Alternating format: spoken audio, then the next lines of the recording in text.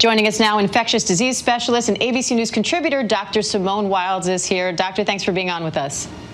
Thanks for having me.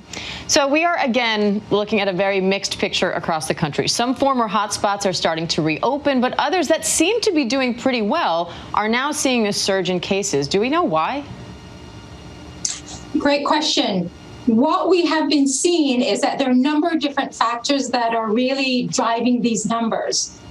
First and foremost, what we see is that, some states have reopened prematurely. That means all the guidelines were not in place for them to reopen, but they reopened anyway.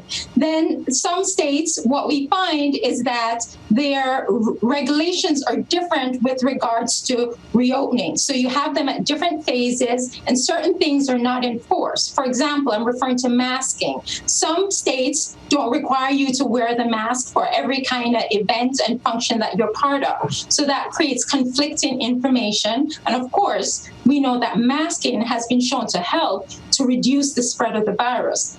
So that's a big problem. And then what we have more testing. So more testing, we're going to have more cases. And because of the more cases, we can isolate patients and we can do contact tracing. So there is a number of things that we see contribute to having these hotspots around the country at this time. Now, how much of these hotspots are being attributed to an increase in casing because of more testing, and how many are actually increases in hospitalizations and deaths? Well, what I should say is that, some of the cases are asymptomatic and we're not having increased hospitalization in those cases. But then there are in other states, we find that we have people that require hospitalization. They need to be in the ventilators. So I think you kind of have a mixed bag with regards to things that you're seeing. And then by comparison, New York State is seeing a low infection rate now, and New York City moved to phase 2 of reopening today. Until there's a vaccine or an established treatment, how do we reopen in a city this crowded without risking a second wave? I think the big thing is it has to be a tiered approach. You have to look at the numbers. You have to see where you are before you move to the next stage, the next phase. So if the numbers are really high with regards to new cases, it might not be a great idea to move to the next phase. I think you have to do it in a staged approach. And I know everyone wants to get back to, the new normal, but I think you have to do this based on some science.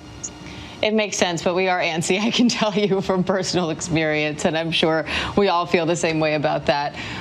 But we are also seeing, unfortunately, another concerning trend here, which is the increase in cases among young people. Is there a sense for why that's happening?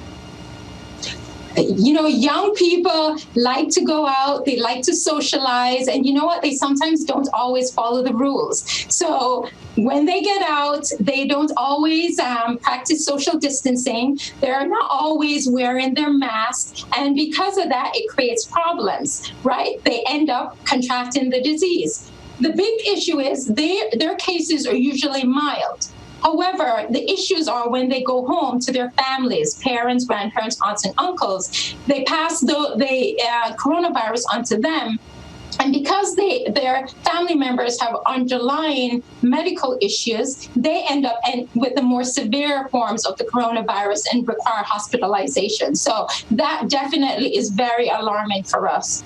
And now that it's officially summer, we're seeing reopening efforts stressing being outside, outdoor dining, that kind of thing. So what's your advice to people as they try to resume their activities? How different are the risks outdoors versus indoors, and how differently do we conduct ourselves? So the great thing is it's summertime. When you're outdoors, we find that the viral load for the coronavirus is not as high as when you're indoor in closed spaces with a lot of different individuals in large crowds. So I would definitely encourage you to spend time outdoors. But, you cannot do it without practicing certain things. Wearing your mask, continue to practice social distancing, continue to do good hand hygiene.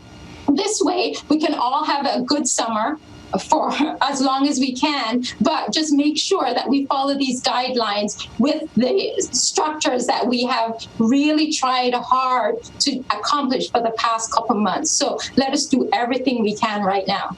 All right, infectious disease specialist and ABC contributor, Dr. Simone Wildes. We appreciate talking to you. Always great. Thank you. All right, thank you.